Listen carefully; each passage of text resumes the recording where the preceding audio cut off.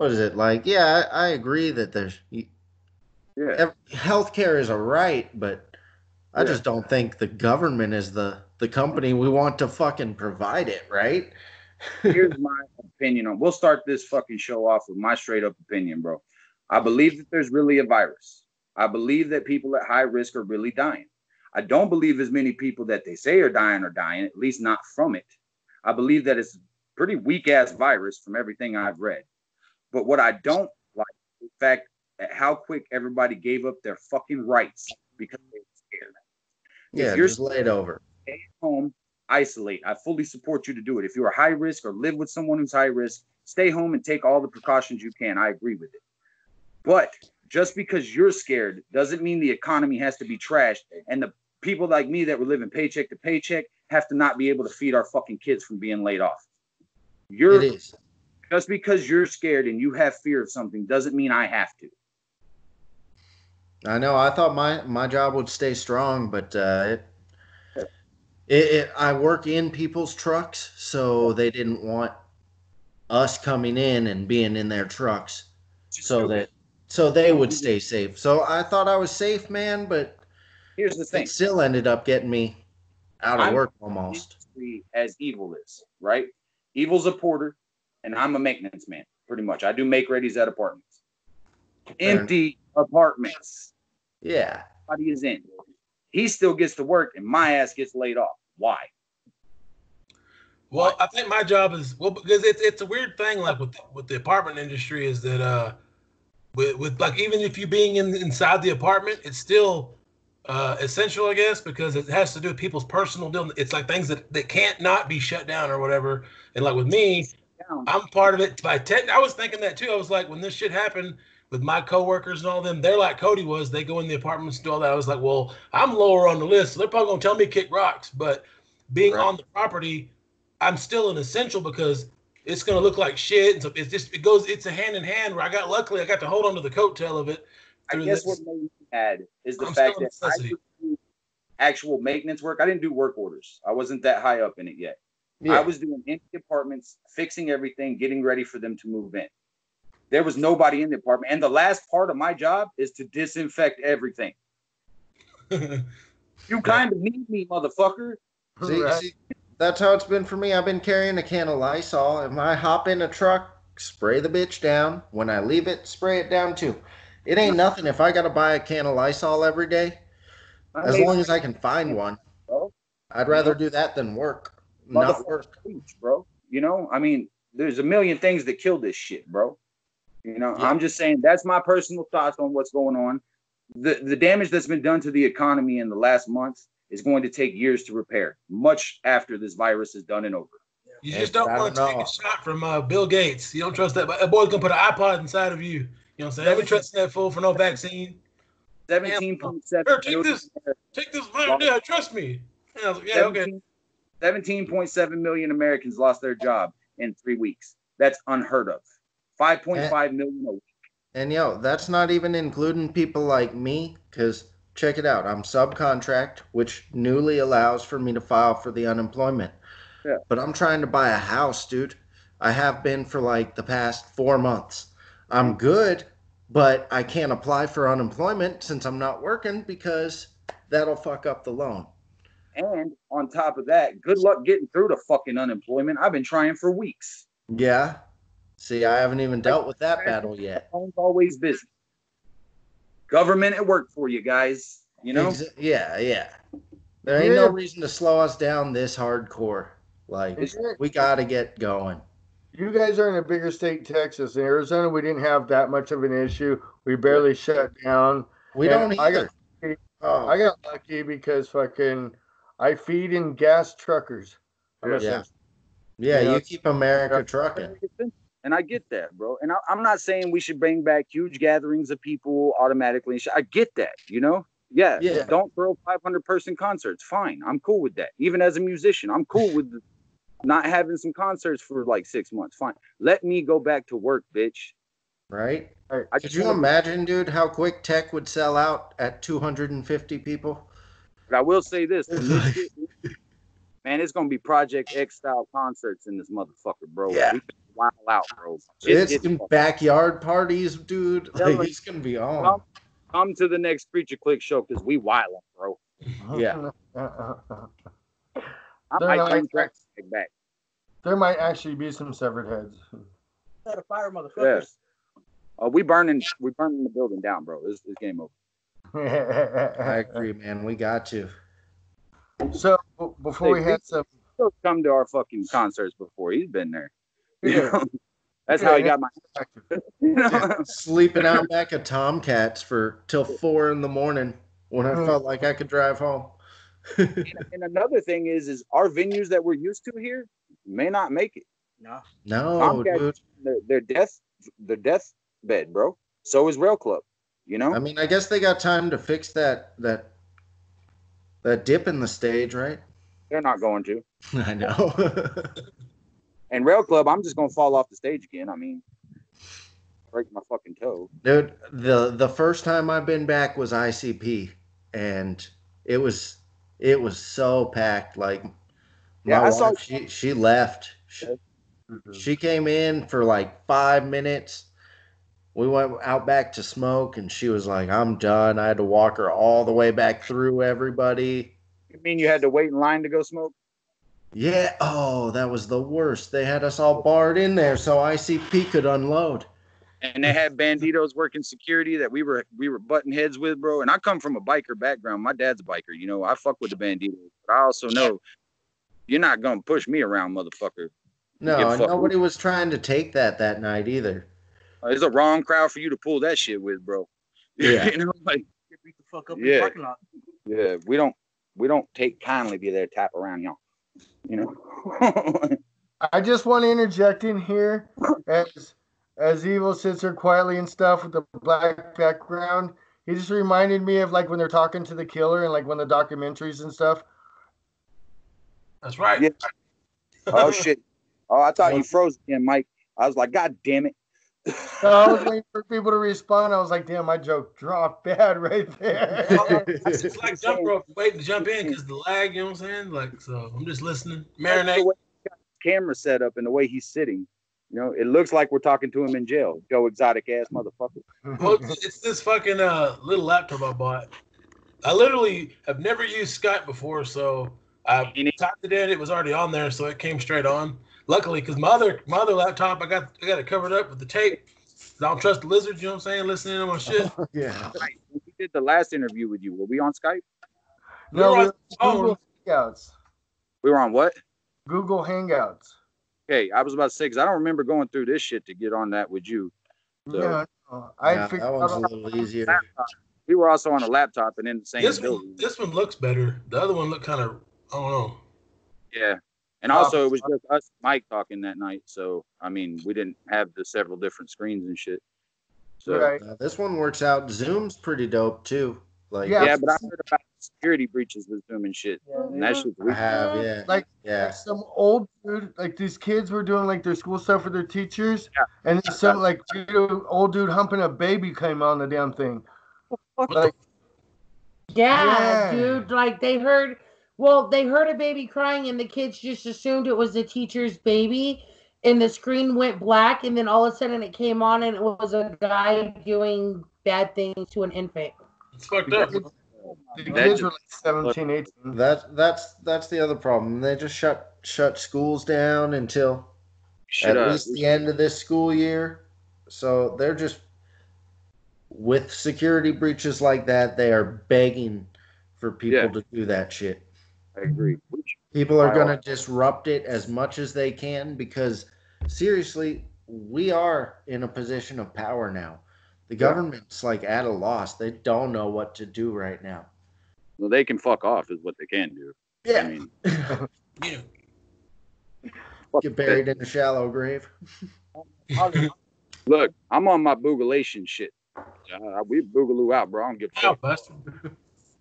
We in the last land of the outlaws in this motherfucker. I don't get me started, bro. Well, I think that when this virus shifts over, it's going to be a synthetic norm. Like it's going to be weird from now on. I think for a while at least. Yeah, they're already talking about the new normal. People are strongly preaching this social distance, stay inside, wash your hands shit. But when this shit keeps going for 6+ months, motherfuckers gonna get real tired of it. Them same motherfuckers preaching this shit are gonna be done with it. They already are. Yeah. I've just been waiting on the news flash that someone has lost it and just It's already happened. It's already happened. Domestic testing in Michigan, like tenfold. No. I've seen videos just like motherfuckers jumping out of buildings because they can't handle it, staying home with mental illness. I have a mental illness, and this shit is not easy, bro. You know, being alone with your thoughts for so long. I can attest to that. Good. You know, I'm bipolar depressed. You know, I'm manic depressed, and it's hard to deal with. You know, 100%, dude. Do anything, you know, you don't get that weekend release that you used to, and it's bullshit, man. It's bullshit. And we're all trapped with our own thoughts all day. The ones who are out of work and dealing with this. Hey, I'm essential. I get to go outside every day. You know what I'm saying? But you don't get to think about, like, your brain gets 8 hours a day of focusing on work tasks, and now you're sitting there all fucking day. It's just him, handy dandy hand. Yes, keeping yourself busy. Yeah. Now it does suck for everybody that's had a hard time, you know, not being able to work and all that. I feel bad, you know. It sucks, bro. It really does. I mean, the Living Dead girl says, "Welcome to her normal every day." Like that's her every day. Yeah, but she's like saying nothing. We can't handle that mentally. She can. So. I don't go like I literally leave the house maybe 2-3 times a month as it is. Like we have 1 or 2 people that come over to the house. Other than that, people don't come over. I don't go nowhere. Like, nope. But you have an extenuating circumstance with a newborn baby, you know, and a beautiful baby. That has nothing. I actually go out more now that we have the baby than I did before we had the baby. But just from your point of view, my thinking from your point of view is how shitty is that you just brought this kid into the world and he can't even go out and experience normal shit. You know, like that's fucked up. You know, that's what held me back from having a child for so many years, man. I didn't want to bring one into this world like that. Yeah, and don't get me wrong, I have a 3-year-old boy and a 5-year-old girl. I'm a single dad, you know, and they are going fucking stir crazy. Like I'm ready to body box with my 3-year-old. Like, see, that's the difference. Your children know the difference what used to be and what is now. Mine's so little, he was born into this. He doesn't know anything different. He doesn't know that he doesn't get to go outside and play because he's never had that before. But just in that same thought, though, that's why I think it's so fucked up. It's like, if shit don't change, he'll think it's always been this way. And that's fucked up, you know? It's like now we have an entire generation of kids who don't know anything about 9/11. Yeah. Because they were just born. Tell my children about how America used to be free. Yeah. Yeah. That's not a story I want to tell. Right. It's not a society I want to live in. You know, it's just not, you know, and call it my anarcho-capitalist loving ass, libertarian mindset, you know, but fuck the Fed, bro. This is what happens when you bring a bunch of Arizonans and Texans together. And one random Californian. Oh, we got 2 Californians. California too, bro. I know Pomona. What up, bro? Fresh out the county jail, bro. Fresh out the county, man. It's been a minute. Bro, we got shitty drunk when he got out on a Wednesday night. Quarantine got us days all fucked up, bro. We were puking off my front porch and shit on a Wednesday night. What did they tell you in jail about this bullshit? They didn't. They pretty much told us that we were going to be in lockdown until this was over. Yeah. I was surprised he got out when he did because courts.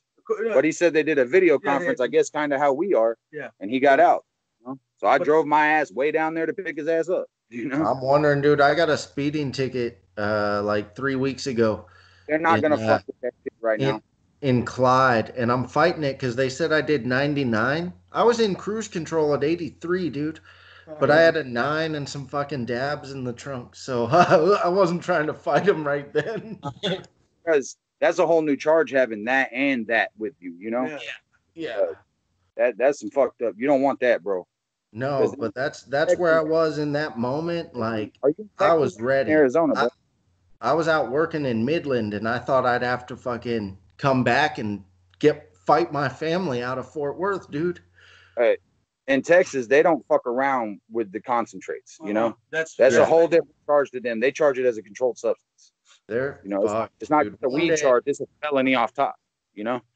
I know. That's why I didn't fight him right then. I was just like, yes, sir.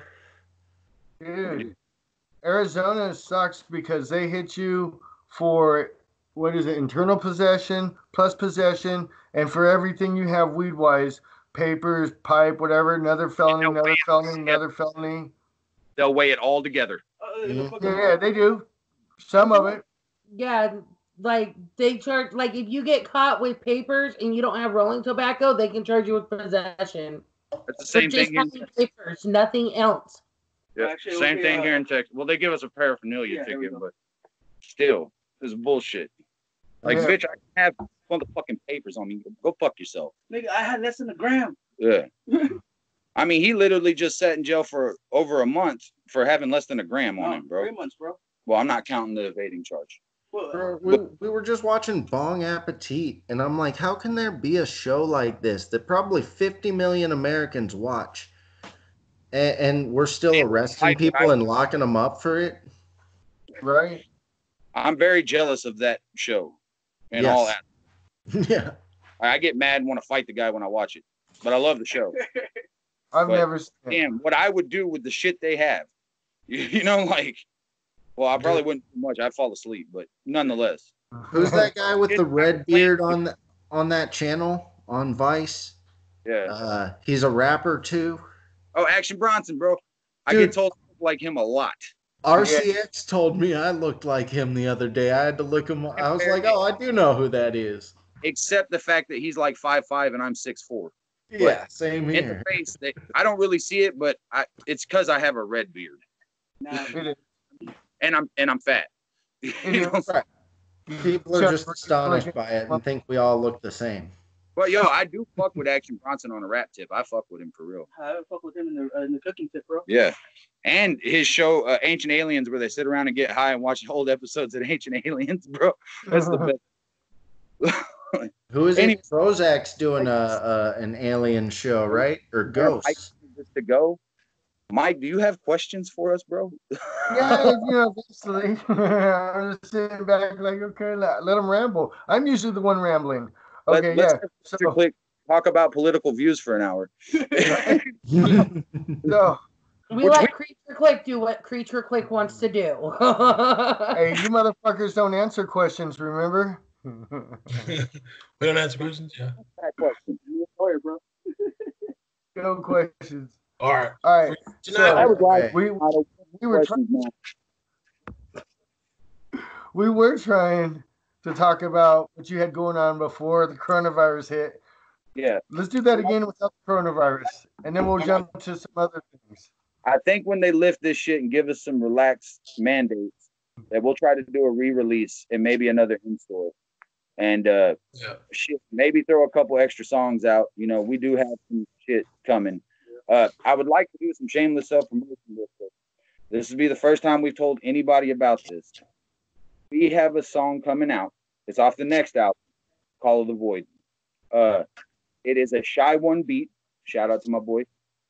And it's featuring Insane Poetry. So, Hell those are the two legends that I've been alluding to in our vague Facebook post, is that we came together with two legends to make something that we're really fucking proud of. Yeah. And it is mixed and mastered by Andrew Holloman himself, and he fucking killed it, man. I mean, I have never worked with somebody on a collaboration that was as diligent as he was. I mean, he was I don't answer video calls, all right? This motherfucker wouldn't leave me alone with the video calls.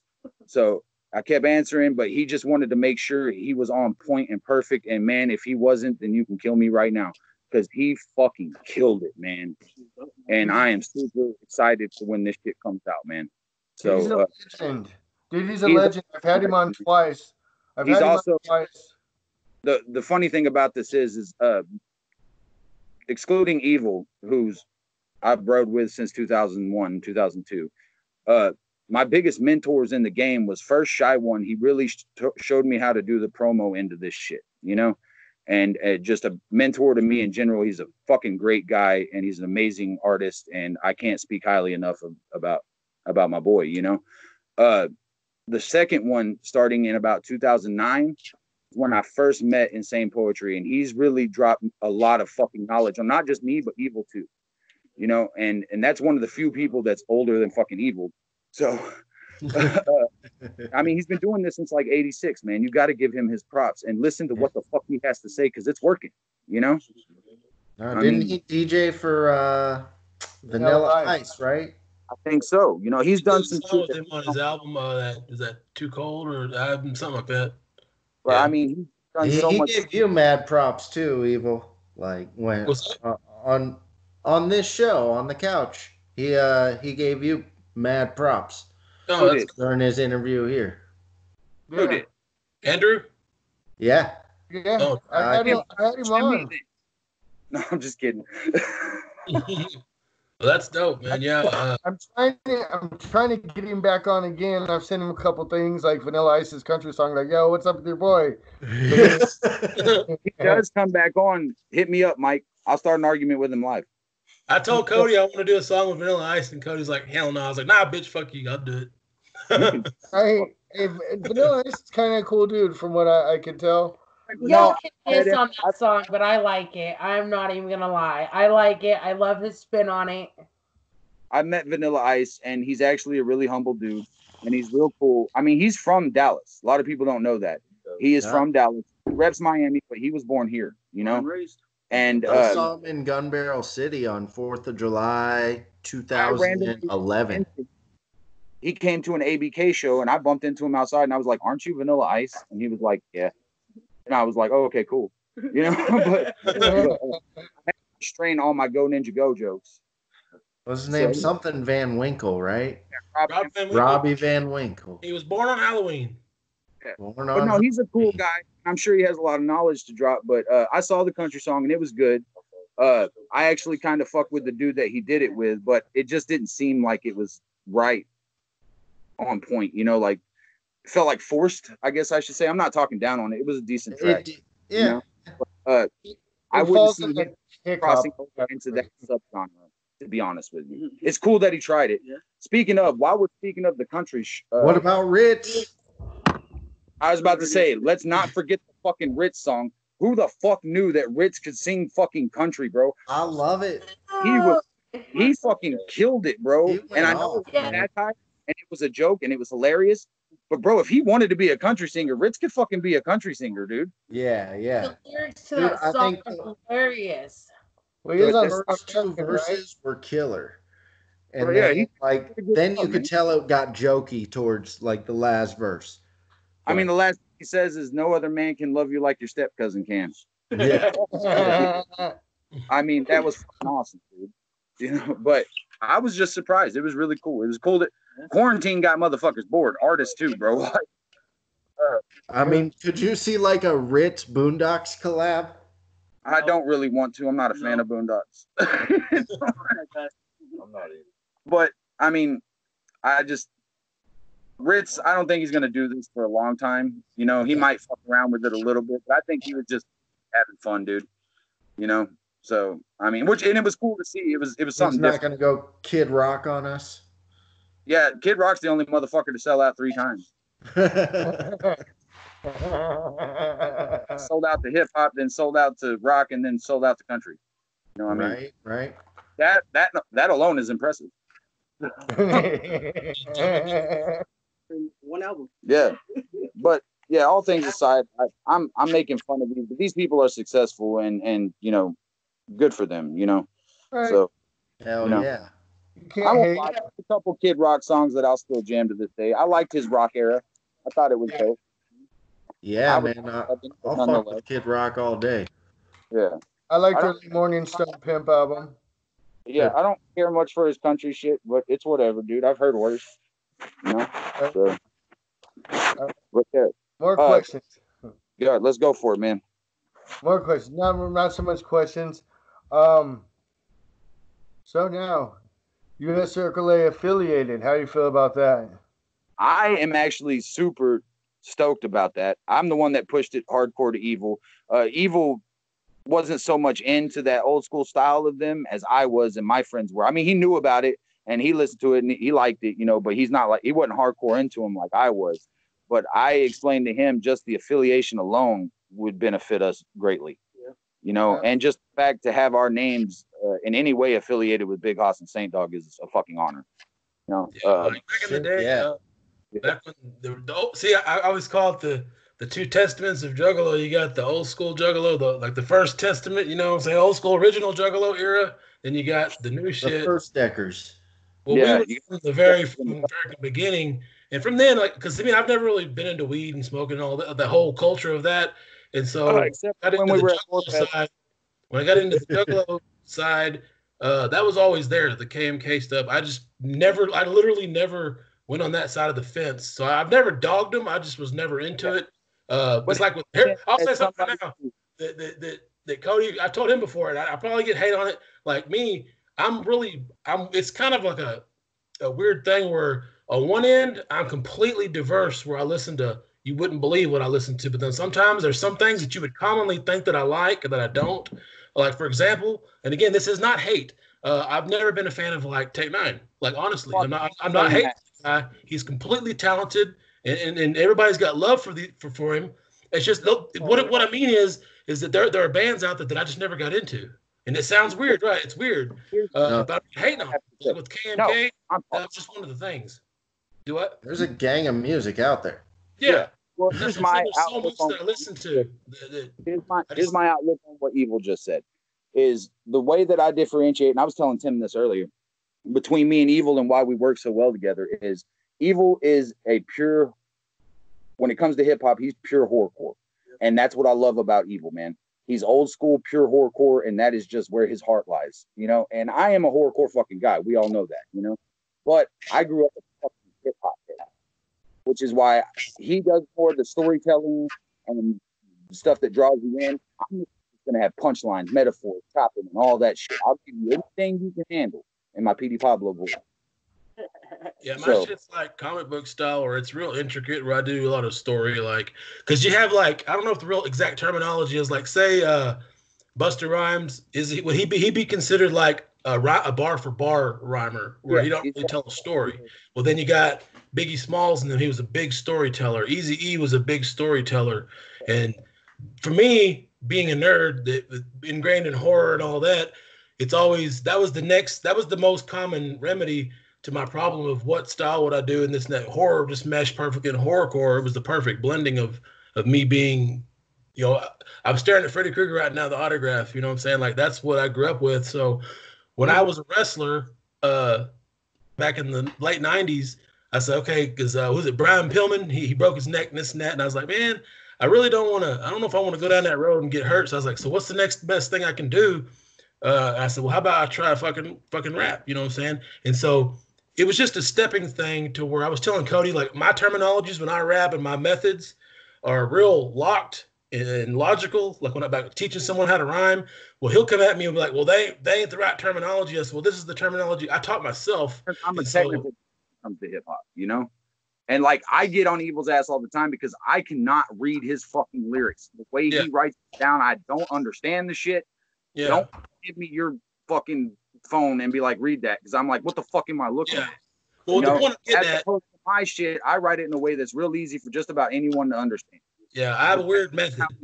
You know, getting back to what I was saying was that's where it come from about these fences, to where I was going up the main vein of this style and the whole culture when I was there, and from the 2000s up to now, it's just they were all there. It's like, imagine a damn biopic or something where you're telling this main story about horrorcore. Well, I was there seeing all these pieces and all the different subgroups and everybody. It's just some of them I never got into, and it's not hating. You know, I'm not hating on them. It's just people, and it trips them out. They're like, well, how could you be right down this line and not check out this or this? It's not about I didn't check it out. It's just it never got introduced. Never resonated with you. It never caught on to where I was able to explore those areas. You know, so it's kind of a weird thing. People that may kind of see it from a quick outset, they're thinking, oh, you just closed-minded. It's like, no, it's not that at all. It's just those experiences never happened to me for my storyline. You know what I'm saying? Where I grew up with the House of Crazies and the fucking and the Eshams and then up through ICP and all this and all the other deals. Well, those routes I just never took. Like, by the time Tech Nine came around that I heard of him, that was in the early 2000s. and all my friends and all of them, they were getting into those little areas and they were growing. It's again, I took these weird routes. I go from House of Crazies to Johnny Cash. You know what I'm saying? It's like I have a crazy ass spiraling style. Like here's another thing too. I love horrorcore, and that's what I'll always do. Because again, the horror, it's just I can't see myself doing other things. Like when we did Dabs and Acid, I was joking with Cody saying I'm being a poser because I'm telling a story about when we I don't know how that song came together. I was like I had this concept about a visual, an audio story about us. About what would you do if you go to hell to buy your weed? And there's these crops, and we built this story. And so I feel like a poser talking about weed and all that, but I did it as a challenge. Like we always challenge ourselves. I said I want to try some new stuff. So sometimes I feel like I'm stepping out of my zone, rapping about certain things. Or if we do the Big Dookie, and then we did that one weird ass song we did. It did as a joke, and it came out okay. We wrote that song literally in like 10 minutes, and we did it all in one take. So we're always trying to experiment. I don't want to keep doing just the same shit, and I don't want it to be cookie cutter. So we're always trying to challenge ourselves to do different things. So I do completely dissect other genres of music constantly. Like I listen to all kinds of shit. What's funny about Dabs and Acid is it all stemmed from an idea that I originally had from some lyrics I did on a collab where I said Dabs and Acid, and I was like, hey, that'd be a cool idea for a song. And then I just completely forgot about it. But it's stuck in Evil's head, dude. And then he came up with the whole concept for it, which is crazy because Evil's not the stoner. He's not the guy who does psychedelics.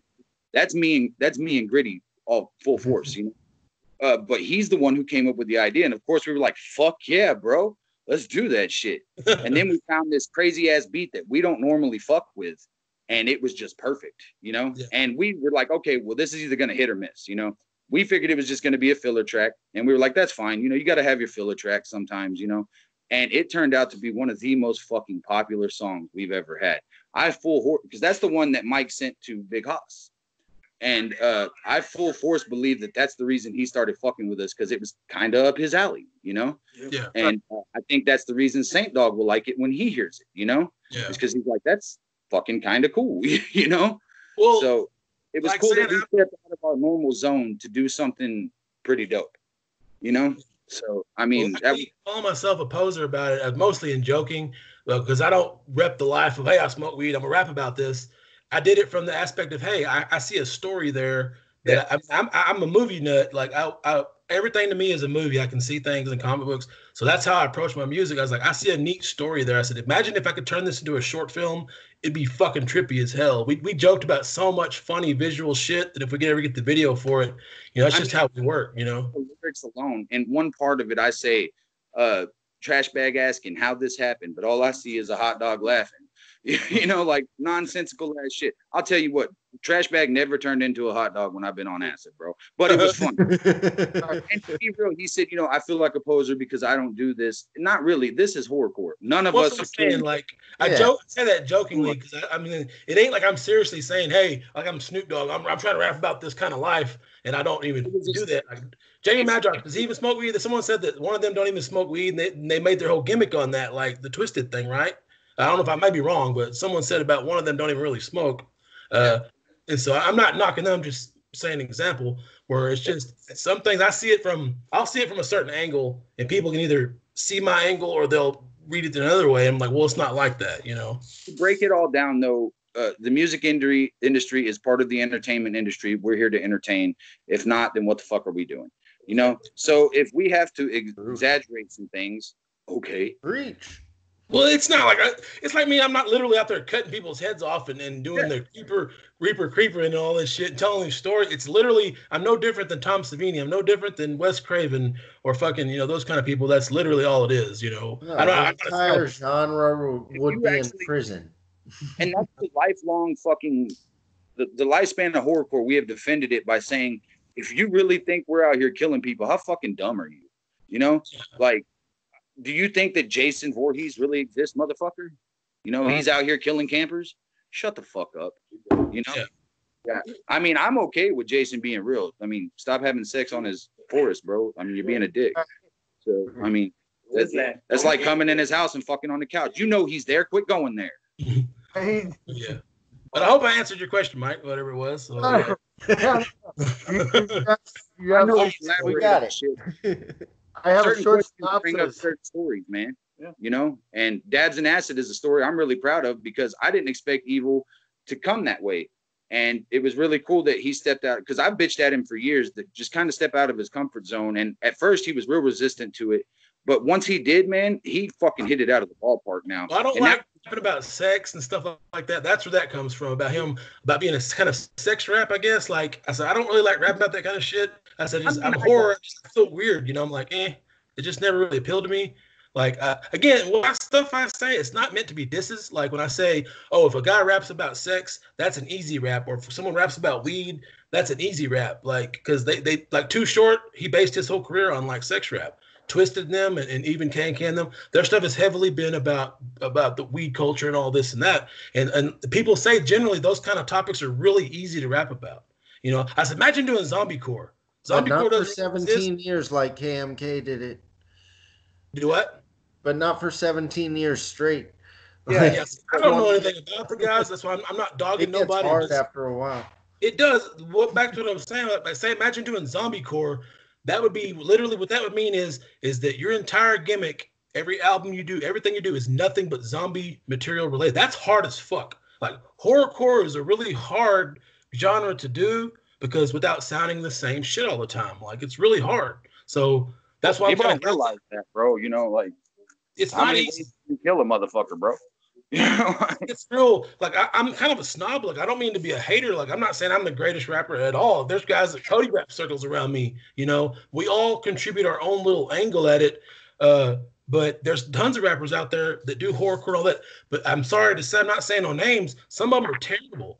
And I'm like, dude, I'm not hating on your dream. I would never do that. I would never shit on someone and say, hey, you know, if that's genuinely important to you, and people going to dog on you for it, I was like, go for it, man. Fuck those people. I was like, but at the same time, try to do it right and try to not be lazy. Don't cut corners. Like I've been in the booth and studios with people they don't care. It's like Gordon Ramsay. I've been watching Hell's Kitchen and shit, and I see what he tells these people. He's like, look, dude, he's tearing their throats out, not to be a dick. It's because what they're doing and what they're representing is important to him.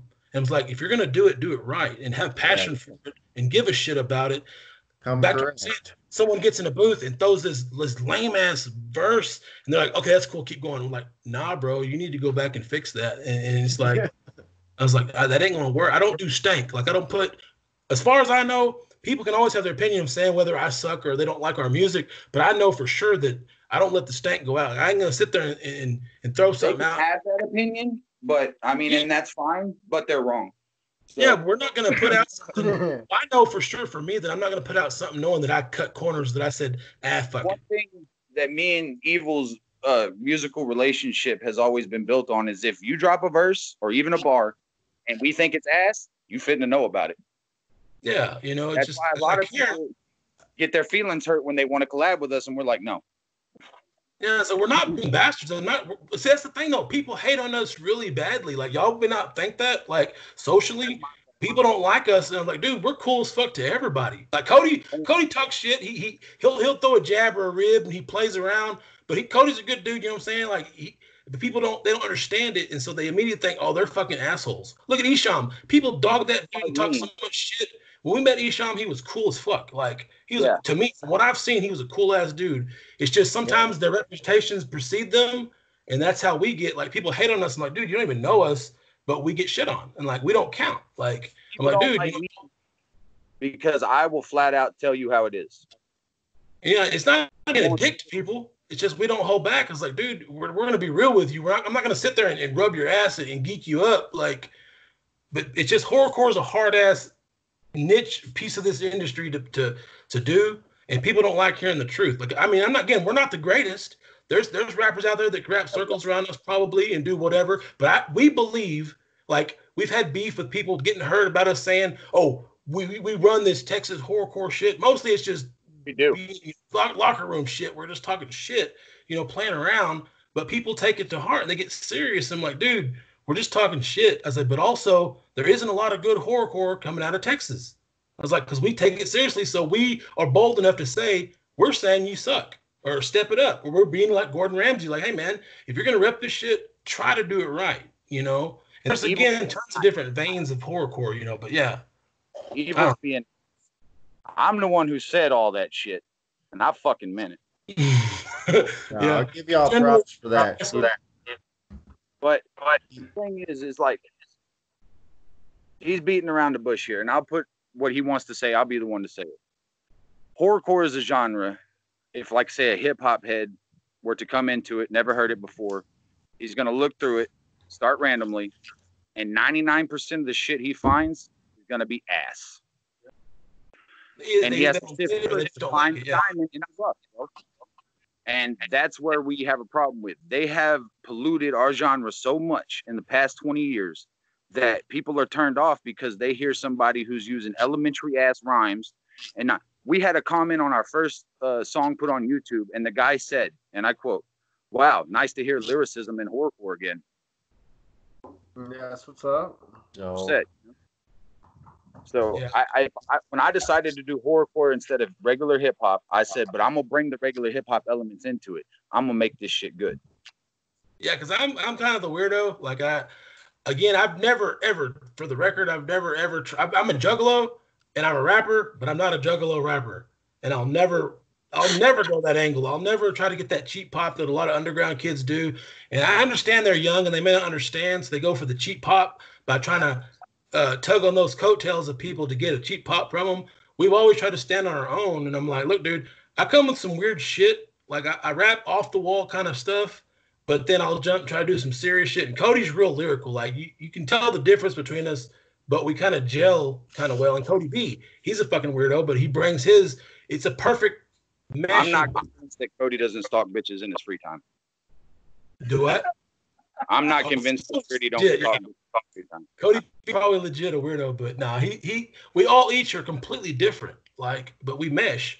And I just think what we do is good, and I just put it out there and hope that people like it. You know, if they don't like it, that's fine. They're totally entitled to their opinion, but just don't blatantly say we suck and write us off just because you don't like horror-based rap. You know, you have to have at least half a brain to realize the depth of our songs. It goes over a lot of people's heads. We had a song when we were Children of the Zodiac called Body Snatcher, and if people would fucking listen to it, they'd realize how much of an ode to Ted Bundy it is. You know, we just released a song called Night Stalker. I'll give you two guesses who the fuck that's an ode to. You know, right? I mean, I'm just saying, listen to the lyrics. We don't come out and say it, but the way that we tell the story in those songs is about what he did. You know, right. It's based on truth. Yeah, we made it our own, but it was inspired by Richard Ramirez. You know, and that's just we bring the true crime into it. You know, that's things that. Evil loves horror movies. He's into the more fictional horror movies. I like true crime, man. It's a hobby of mine. I listen to the podcast. I watch the documentary, and I don't even watch TV. I just watch movies. Yeah, I get into the mind of those killers to see how they were thinking, and then I put that on the track. Yeah, I want to say something here. Christina does the same thing, and if you knew all the stuff she watched, you'd probably be afraid for me. Like, dude, how to get rid of your husband and fucking... Huh? If you went through my Spotify and YouTube, you'd probably call the cops. Yeah. You know, but you would think, you know, but I'm like, fuck it, she stabs me, that's kinky, whatever. It's whatever. Well, we got to spell it out for people sometimes. Okay, bottom line is we don't really kill people. It's not real. It's just audio entertainment. It's an audio horror movie. We got to throw it out there. I will beat your ass, though. Just respect given and respect earned. Like, I mean, we've met famous people, like quote unquote famous people, but we're not good. Again, the same thing. I don't care who the fuck we meet. Like, I'm not gonna treat you. I'm not gonna suck your ass. You know, like you treat me with respect, and I'll treat you with respect. Like, I don't treat nobody, no race, color. Like, I don't see all that. Like, people are just people. And that's what I expect in return. Like, I'm not gonna, you know, just blatantly be a dick. You know, there can be so many rumors about a person, and people telling me they can write this person's a snitch and this person's a piece of shit, right? But I won't listen to none of it until I make the judgment from myself. When you cross me on your own, that's when I. So But we've been hated on a lot, and then when people actually meet us, they're like, "Oh, y'all are actually pretty cool." I'm like, "Well, this guy over here told me this." I was, "That's your first problem right there." I was like, don't be like that. So I've never tried to be like that in general. I don't just write people off, and be like, "Oh, fuck that guy." The guy that told him that came at me sideways. And he got a little bit of my rap. I'm not the funniest motherfucker in the world. Anybody who knows me knows that shit. But I'm not. Yo, are we getting like audio issues? I'm sorry. I hear Yeah, lag. I think it's Cody. It's Cody. You're out in the woods. But anyway, all right, Mike. I think we kind of went off topic. What else did you want to ask us about, bro? We get passionate about this shit, bro. So we start going off on tangents and shit. It's all good because I see where you're coming from somewhere outside of U.S. I have an echo here. Where Cody, he kind of grew up on it, like I grew up on it. Like they told the story that we lived. You know what I mean? Especially for me growing up in the Empire, from being from there. Yeah. It was able for you to buy into it and understand everything. So it spoke to some people and don't speak to others. But you see, they've evolved as they've separated and everything else since that first 10-year run. You know what I mean? Yeah. So it's good to evolve. And I like all the additions, all the affiliates that have something different to rep for USAA, for us and them. We got 2 Texas artists, Future and the White Noise, and they're both very different. Yeah. Oh, yeah. Then we got our punk rock guys, Hereditary Mental Disorder, Brandon Disorder, Corey Walker, and them out of Vegas. We're on that true punk rock thing. They're working into the hip hop thing. So I think it embodies in itself as a whole kind of what USAA was about and is about. You know what I mean? And all you guys have a deep respect for, the culture and shit. So I think it's amazing. And that's what was crazy to me. Is when Mike brought this to my attention and had the idea of us being affiliated with USAA, I kind of laughed at him at first. I was like, bro, that's a whole different world, from what we do. But he was right. I mean, I like how open-minded they were about it. I mean, that was really cool. We didn't expect that. I was like, sure, you can try, bro. Fuck it. But yeah. It was really right. So. Well, I know there's a lot of things in the works I can't really speak on. Maybe Haas will speak on tomorrow. There's things coming up. This quarantine's all over with. I see a lot of involvement with everybody and a lot of good things. I'll just put it that way. I mean, everyone's perfectly entrenched in a good spot.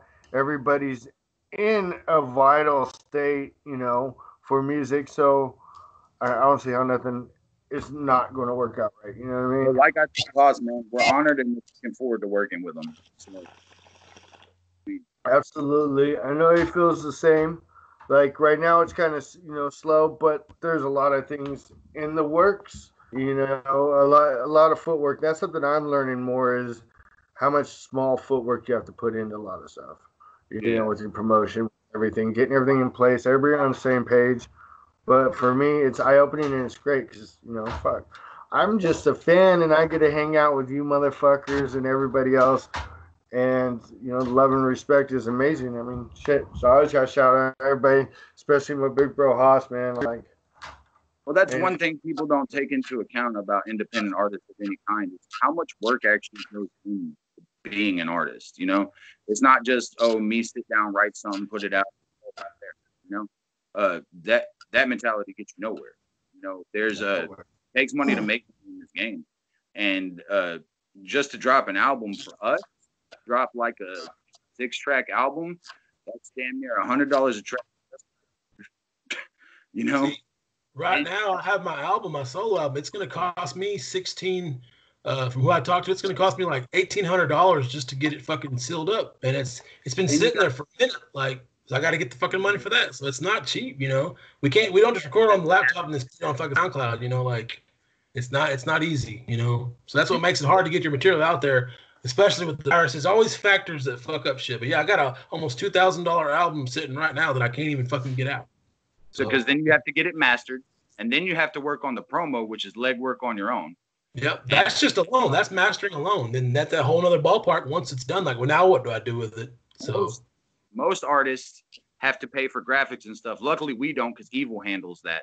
But still, you got most people have to pay for that. Then you got to pay for the shit to be printed. Then you got to pay for merch. Because I'll tell you right now, artists don't make money off the albums, man. We don't even recoup what we spend on it. I mean, I spent what, $500 like a month when I bought those shirts the other day, or a couple months ago, like a month or so ago. I spent $500-$600 buying all of our new merch for this shit, and all this shit dropped, and it lost. You know, we lost all of our setup thing we were gonna do, the in store. We lost everything, so we're just sitting on our ass right now. Anybody in the industry will tell you, in the independent music industry will tell you that you're more likely to make your money off the merch than you are your music. Absolutely. Motherfuckers push it so hard, you know, because even people on label, a good cut of that album profit is going back to your label. Yeah. Usually the merch is coming all back to you, you know? So that's where you make your money, you know? But people, the average person don't realize how tricky this fucking game can be, dude. You know, and why some people don't take off the way they should is because honestly, they probably can't. Yeah. I mean, it must be nice to be able to just dump all your shit into that and do that. So it's not always easy for everybody, you know. You have all the connections in the world, but if you don't shake somebody's hand with some money, it don't do you no good. Right. So that's how we are. We're not like those rappers that try to see what you can fuck out of someone, you know, like we don't say, hey man, let me come over and record this deal and then make an excuse and dip out and see what you. I'm not cheap like that. I ain't no fuck like that. Like I've always paid my way. Like the other albums back in the early 2000s, I paid every fucking dime to where I can walk out with my head up saying, you know, I didn't sit there and fuck this dude over and would take all his time and then just fuck him off. Like a lot of rappers do that because they're cheap. I mean, I can understand. Again, I can understand if you're broke and you can't afford things and you're during the struggle phase and you're trying to rap and get out there, but don't fuck people over, man. Like, have enough respect for yourself and your music to do it right, man. If there's one thing Creature Clique understands, it's the motherfucking struggle. You know, none of us are falling. None of us, we live paycheck to paycheck like everybody else.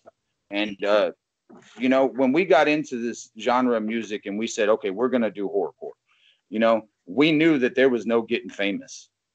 You know, we knew that was a slim to none chance. We're not the next ICP, bro. You know, we're not the next Brother Lynch Hung, you know. But if we can make, if we can make some money off of it, fucking cool. If we don't, we knew that. Yeah. We don't. This was never about the money. This was about our passion for doing what we love and putting out good music for people that like. But the disclaimer is, even though it's a hobby to us at the moment, we still take it seriously. Like, yeah, you know, we take it very seriously, and that's why we're very selective about who we associate with and who we let on our albums, which is almost fucking nobody. It's not about being a dick, you know. It's just our personal preference. Like, don't take offense to it, you know. In reality, here's a list of the people that Creature Clique has collaborated with. Gruesome, shout out to the homie. Soon to be Andrew Holloman, shout out to IP. And fucking Philosophy, is the only guy. Those are the only three people that we have let on our albums. Hey, I want to shout out Z too. He's been real busy. His hours are fucked up. Yeah. So he hasn't been able to come on and do the voice calls or anything, but fucking he's still a vital member of the Gonzo Styles crew. Fucking love the guy. I will say this. I will go on record and say this, that Philosophy is one of the most talented motherfuckers I've ever met in my life. His work ethic is almost unmatched, and his lyrical, and I'll sound arrogant when I say this, I don't know many people who can step to me lyrically. Z can. Yeah. You know? He's pretty dope. I mean, I don't know about that, but I know how dope he is. Like, yeah, he's got lyricism. Dude, we've done shows, and then afterwards, I just offline recorded him, and he's sitting over the same beat, just rapping and changing stuff up and going back over it, and just over. I had like 2-3 hours. It seems like fucking him just doing it.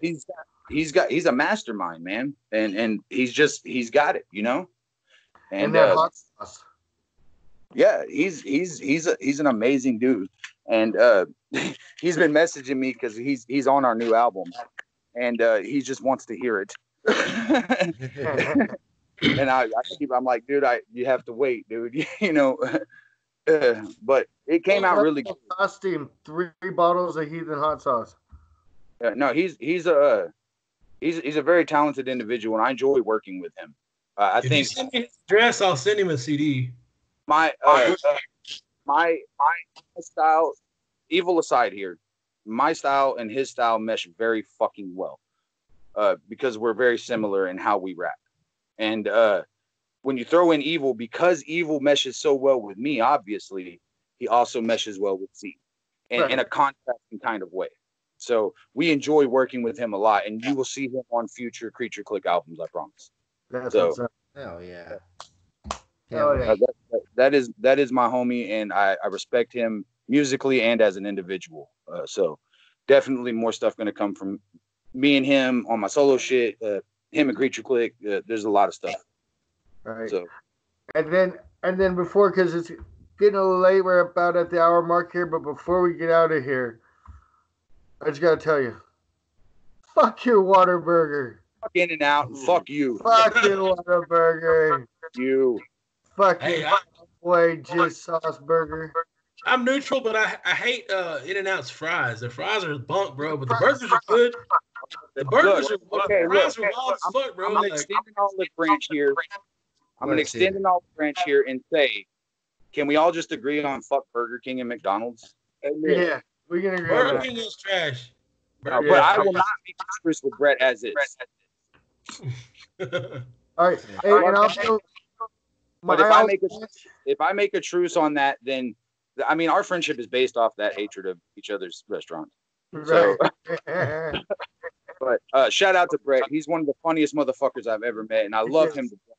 And we agree on everything but that, you know.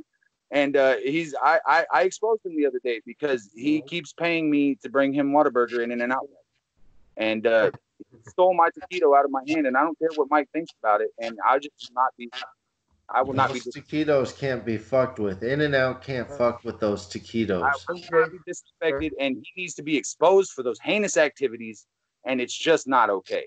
I believed it until you said he took it out of your hand. And I was like, he didn't take it out of your big ass hands. He's surprised. And he ate it in one bite. And that's what made me feel mad. You didn't even taste it. Didn't even chew. No, on the real though, Brett is one of our biggest supporters, and I fucking love doing shows when he introduces. I got no better host than Brett as is. He's so fucking hilarious, man. And I think it's so cool. And I tell people this all the time that my stand-up comedian friend finds me fucking hilarious. You know, and it's so cool that somebody that fucking funny who does this as his thing, you know, is so open to laughing at other people because they're funny. A lot of comedians don't want to admit that other people are funny too, you know. And Brett, every time I see him, he's smiling. I could be talking shit to him and he's fucking smiling and laughing, and he's just all about it, dude. And he's a really good sport and everything, and I fucking love Brett. And I hope that he comes and hosts a lot more Creature Clique shows, dude. Because in fact, if we come to SoCal with all this USA affiliate shit, I wager that we should have Brett. Yeah. Definitely. Definitely. But I think that would be really cool, man. So, but yeah, I like Brett a lot. He literally gives me at least like 10 laughs a fucking day. And I appreciate that, especially in this fucking time, you know? So I could be in a bad mood and just like, fuck the Whataburger. And I'm like, this motherfucker, man. You know, like, let's go. We can get back. And I gotta say it, I've never ate Whataburger. You gotta at least try it, bro. Oh, I will That's try what I'm it. saying. I just like to give you shit. When you I come, at least anti-California shit. I'll buy you some Whataburger when you come down here and try it. I've tried In-N-Out. It's not terrible. I just don't think it's better than Whataburger. No, dude, the thing is, good. It's a good burger. I'm not saying they fucking suck, dude. You know, I'm just saying that I don't think they're superior to Whataburger, in my personal opinion, and just about everybody else. But I'm just saying, no, In-N-Out is. They bring so far, and a lot of people enjoy. my garage, sorry. And that's cool. Obviously, they're doing something right. But I had somebody, I think it was Brett, throw in, well, they're in all these different states, blah, blah, blah, blah. I said, well, McDonald's is worldwide and they still fucking suck. Right. You know? But yeah, as long as we can agree that Burger King fucking sucks, then we're good. Yeah, You right. know? I actually had somebody from Force 5, Jason Logic, popped in on one of those posts and was like, Jack in the Box. I'm like, Jack in the Box, motherfucker. When you come on the Only show, when we're gonna talk about this. Only when you're drunk. We're low on money. Well, You he know? is from Wisconsin. He is from Wisconsin. There's You drink. should be eating Culver's or something. Yeah. Hey, I never got to try Culver's. Oh, it's legit. I no, could do I'm some Culver's. Terrible. I mean, I would eat In-N-Out, you know? I'm not going to say won't ever fucking eat In-N-Out burger, you know? No, I've eaten it In-N-Out.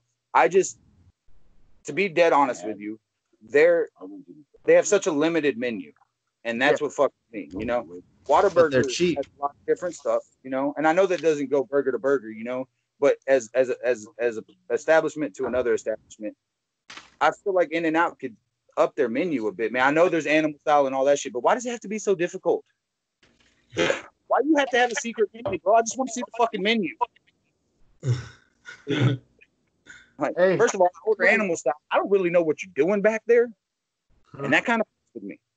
It's like Harold and Kumar. Are you Right. fucking my burger? Maybe. Like, Hey, but they won't. But that is something that Texans and Californians will never, ever, ever, ever, ever, ever agree on. No. Oh, It's stubborn states that are not going to give up, bro. hey, San Diego will argue with me, but I want to say, from the way I've heard it and stuff, it sounds like Cali's got better tacos. You guys got better burritos. I have spent time in San Diego, and I will say They got good burritos. is very fucking good. Yeah. I'm not going to say that it's better than Texas, but here's where that thing gets muddled. In Texas, we don't necessarily have Mexican food. We have Tex-Mex, bro. and it's all Yeah. queso and It's chili. different, you know, and we will admit to that. You know, Yeah. we want real Mexican food, but we can go down to the border, bro. There's real Mexican food there, but you want to trust that? That's good on you. You do that, you know. But Oh, bro. I've been to San Diego. I spent a significant amount of time in San Diego, Oceanside, and lovely place. It really is. I had a lot of fun there, and they have really good weed, and not as good as San Rafael weed. Just saying, but we spent a lot of time there. That's the first time I saw Slightly Stupid live, and they were just performing at a bar, and we walked by. I was like, "What the fuck, dude? That's cool as shit," you know. That's But dope. we spent a lot of time there, and I ate a lot of real Mexican food there, and it was real good. You know, so they might have better Mexican food than us. I'm not afraid to admit that, but you don't have Tex-Mex. Right? No, we don't. We don't have Bro, Tex-Mex. but Arizona has Filibertos. And Yeah, that shit Arizona has fucking Filibertos. kills. That's like comparing Taco Bell to real Mexican food. It's Right. You know, but you still will eat Taco Bell. Don't fucking lie. Hey, You but Gringo's right. We Hey, do Taco have. Bell, motherfucker. You know, like. But yeah, I'll agree to that. They probably have better Mexican food than us, bro. Okay, yeah. Now I'm not saying you can't get real Mexican food here in Texas. You can hit them food trucks, homie. I'm from Northside, motherfucker. I'm from Vatoville. You know, that might as well be Little Riverside over here, bro. You know, I tell you this: every tattoo I have, a Mexican did it, and that Mexican doesn't have any tattoos. Ask Evil. I'm not lying. Dirty J don't have a single fucking tattoo, but he can tattoo his ass off. That's Right. crazy. But yeah, I mean, you Hey, can did get I real. show you? Did I Huh? show you the WTR? Did I show you the WTR I did on Christina? Yeah, you sent it to me. It looked really good, bro. It looked really good. It did. Marshmallow's fucking Marshmallow came out crappy though. Look, I didn't know Marshmello that well, but I still feel for him real big. Oh, yeah. And I know what he meant to the WTR family, and we may not be on that label anymore, but we were WTR family. His family, yeah. No. Absolutely. And it really hit me hard when Tim passed, because it was out of fucking nowhere. Yeah. And I've been quiet about it. I don't deal with grief like a normal person. So, you know, I don't have any room to speak when people like Christina and Shantae are going through, you know? So yeah, he was my friend. He was a brother to me, but my grief can't match theirs. So rest in peace. Rest in peace to our homie, man. And I'm really going to miss him. I really am. I already do. We're under the assumption he called everybody probably the day before, kind of knowing, because he called like everybody. Yeah, I got the call from him.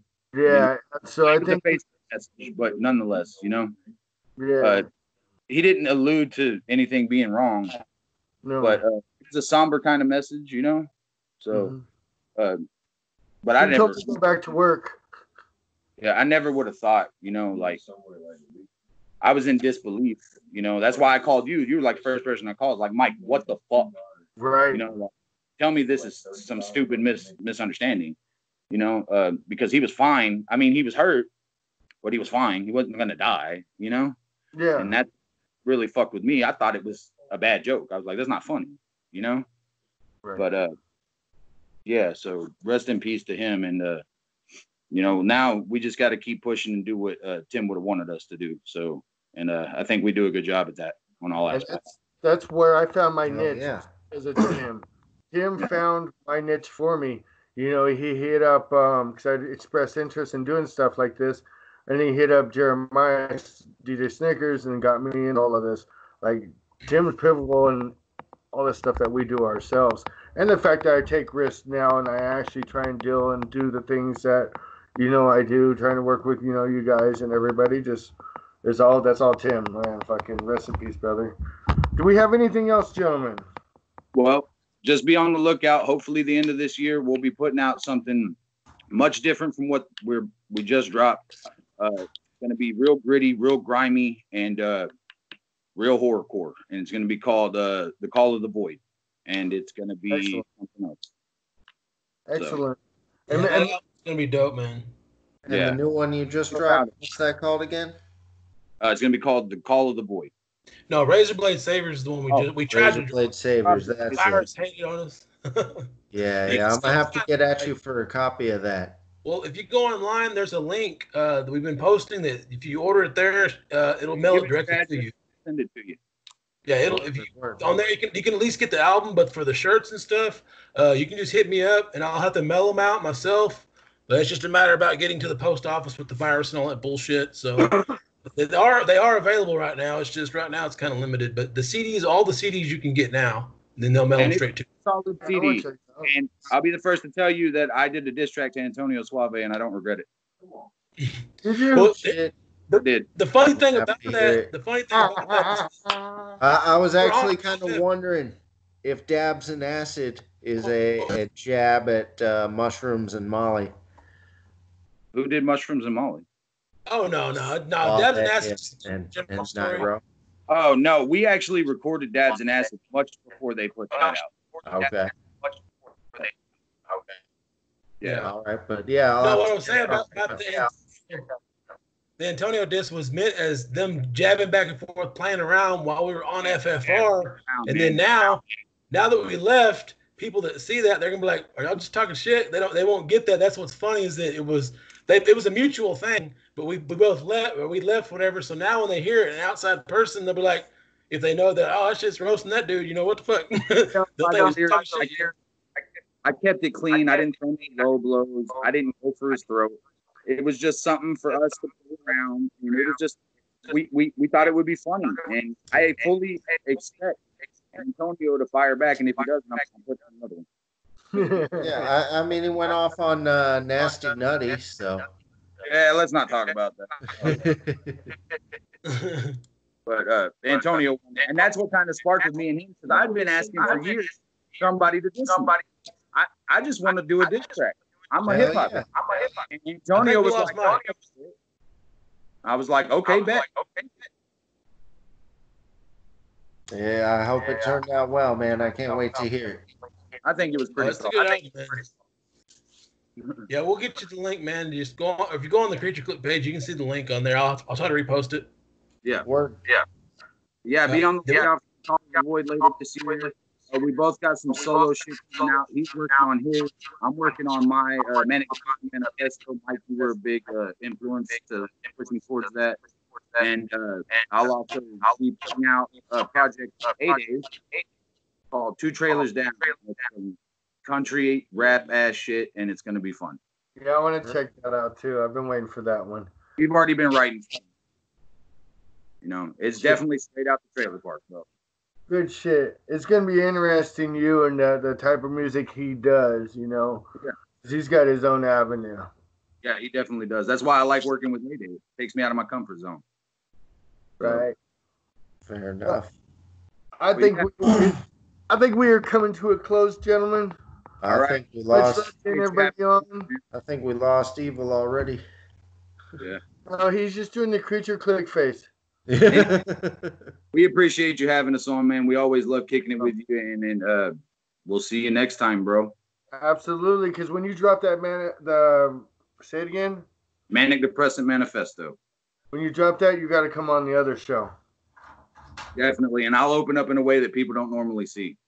So right, Ooh, we'll get to that bridge. We'll cross that bridge when it gets there. All right, excellent. Much love. Tell Jason I said thank you. Thank you, everybody who's tuning in. Whoever catches this video on YouTube, hopefully it ran kind of smooth. We shall see. We'll get it uploaded. Thank you for Spreaker, Podcast Addict, Spotify, everywhere you can find the couch with DJ Gonzo. Until next time. Rep that murder rap death shit. Murder rap death shit. Love it, love it, love it, love it. Stop this Later, fucking. y'all.